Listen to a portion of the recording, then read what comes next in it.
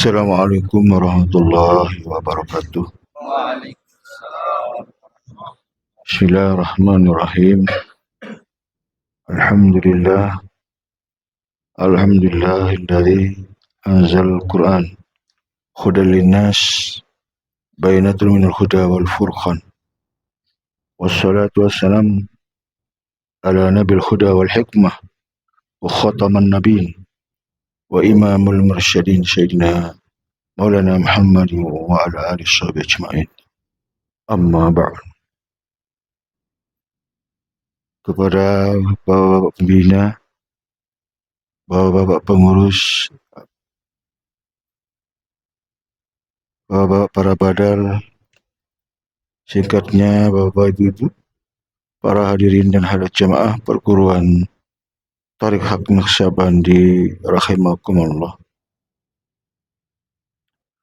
Puji syukur kita sama-sama panjatkan kepada Allah Subhanahu wa taala atas limpah rahmat, taufik, hidayah dan inayahnya kepada kita semua, sehingga pada kesempatan yang berbahagia yang mulia ini kita dapat berkumpul bersama-sama di majelis zikir perguruan Tariq Haq Naqsyabandi dalam rangka kita menjalankan kewajiban kita dan rutinitas kita. Semoga amal ibadah kita ini senantiasa dilimpahkan rahmat dan ridhonya. Amin ya rabbal alamin.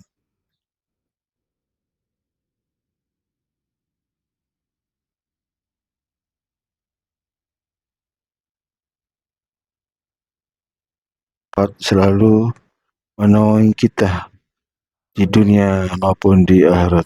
Amin ya rabbal alamin.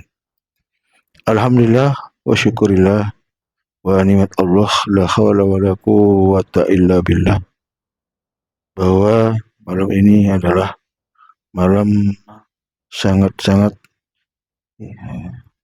tinggi hikmahnya ya. Sangat spesial sekali di mana bulan ini masuk dalam bulan Rajab ya. Yang mana Rajab adalah bagian dalam satu peristiwa Nabi dalam rangka Isra Mi'raj. Ya, Isra Mi'raj inilah yang sejarahnya yang begitu unik, yang tidak terjadi kepada nabi-nabi sebelumnya.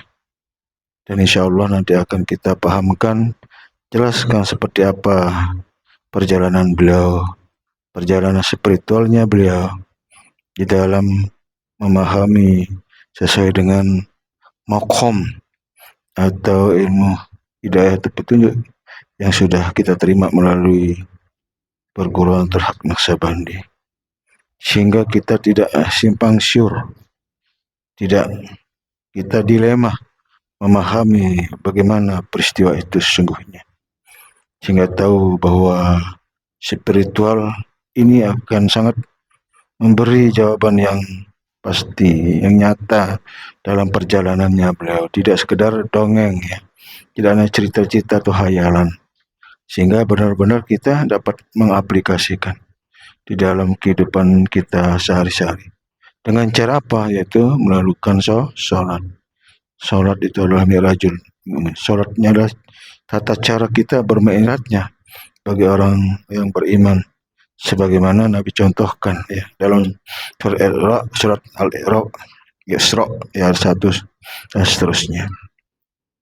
Dan insya Allah nanti kita akan kita akan rayakan sebagai bentuk syukur kita ya kepada Allah dan Rasul terhadap apa yang Nabi telah ya wasiatkan kepada kita semua, dan wasiat itu sampai dan kita dapat melaksanakannya.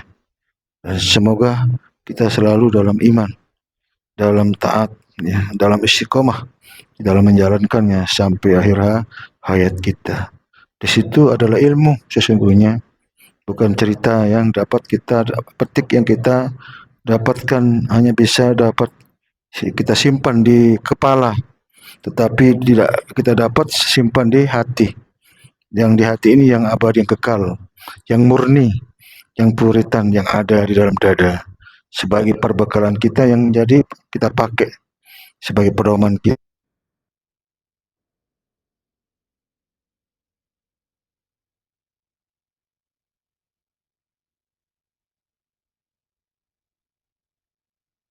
Lantas apa yang kita gunakan? Lantas apa yang harus kita sebagai pedomannya? Kalau itu tidak ada berarti satu kebahayaan buat kita. Berarti kita ada keyakinan yang lain, ada pedoman yang lain, ada yang kita ikuti yang lain. Ya, nah, itu yang sangat berbahaya. Jadi kita telah membelokkan, telah keluar dari amanah, telah keluar daripada apa yang telah kita berjanji. Ya, itulah golongan-golongan yang munafik. Ya, innal munafiki fid daril asfal minan nar. Orang yang munafik itu berada di keraknya api neraka. Ya, artinya neraka yang paling bawah. Itu yang bahayanya. Kan kita berjanji sama Allah ya. Bukan kita berjanji sama manusia tapi sama Allah, mengingkari daripada amanah. Nah, itu yang berbahaya saya.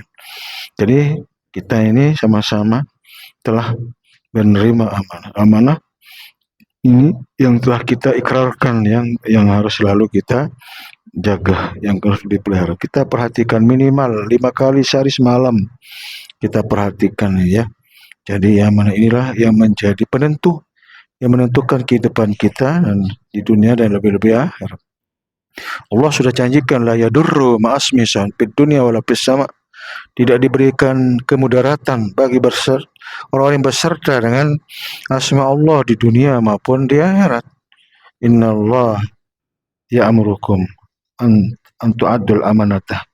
Allah telah menyerukan ya untuk menunaikan amanah yang sudah akan dikerjakan, bukan tidak dikerjakan gitu. Amanah ini harus diamalkan melalui ibadah sholat, zikir dan sebagainya. Itu sesungguhnya. Jadi kita tidak kita pakai untuk yang lain-lain, itu ibadah ya. Ilmu ini kita pakai supaya ibadah kita sempurna. Jangan ketinggalan. Hanya mementingkan kauli dan peli, kolbinya kita abaikan. Kan bahaya sekali di situ ya. Tidak sholat orang yang tidak menghadirkan hatinya. Salawat pun juga begitu, syahadat juga begitu. Bahkan kita sahabat layak balus syafaata illa bi qalb.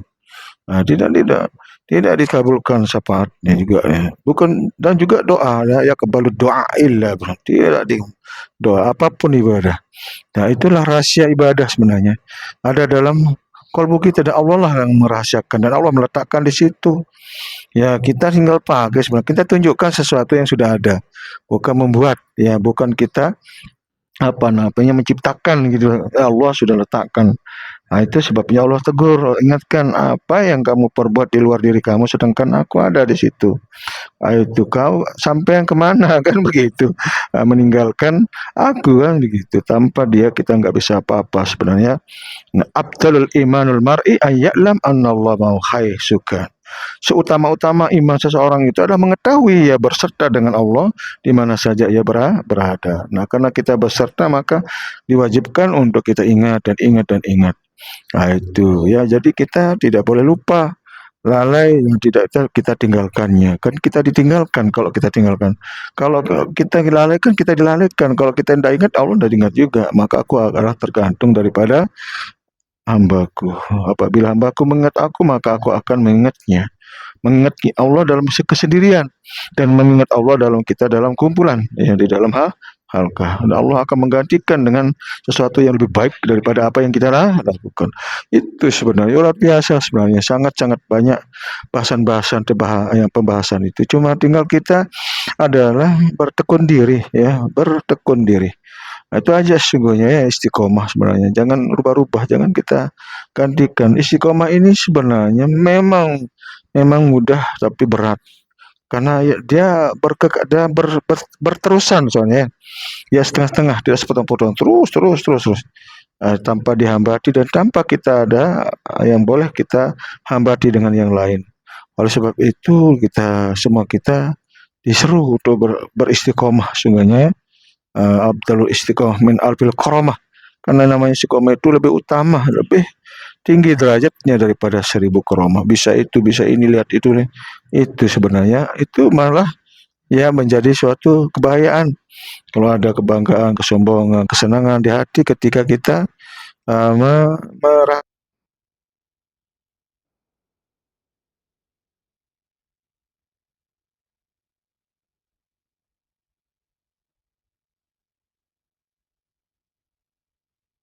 pernah lalai, tidak pernah lupa dalam situasi apapun dia. Itu yang makanya itu yang paling paling abdal iman seseorang itu ya, selalu yang ingat kepada Allah itu ya. Maka wala zikrullah akbar itu benar paling besar padilah keutamaan pahalanya di situ adalah orang yang ingat kepada Allah. Ingatlah sebagaimana yang kita ditunjukkan. Itu sebenarnya ilmunya sudah di situ. Gak ada yang lain ya. Tinggal kita kerja kerja kerja ya, itu aja ya. Zikir zikir zikir kan gitu sebenarnya. Zikir kita ini sampai akhir hayat. Biarkanlah mereka mengatakan orang mengatakan oh zikirnya ya banyak zikirnya terlalu banyak dan sebagainya. Karena memang harus banyak, memang seperti itu. Ya itu aksiru bizikrullah ala kulli. Perbanyaklah zikir ya di mana saja kita berada. Fa innahu la sya'amalun. Karena sesuatu amal yang paling dicintai oleh Allah karena zikir sebenarnya. Paling dirindukan Allah, saling suka dia. Di dalam hadis qudsi juga banyak disebutkan bahwa tiada satu kaum duduk seraya berzikir melainkan ya akan dikitari oleh malaikat. Mereka akan diberikan ketenteran, turun atasnya ketenangan. Ada Allah memberikan satu penghargaan pada Allah senang, Allah bangga kan ada kebanggaan di situ.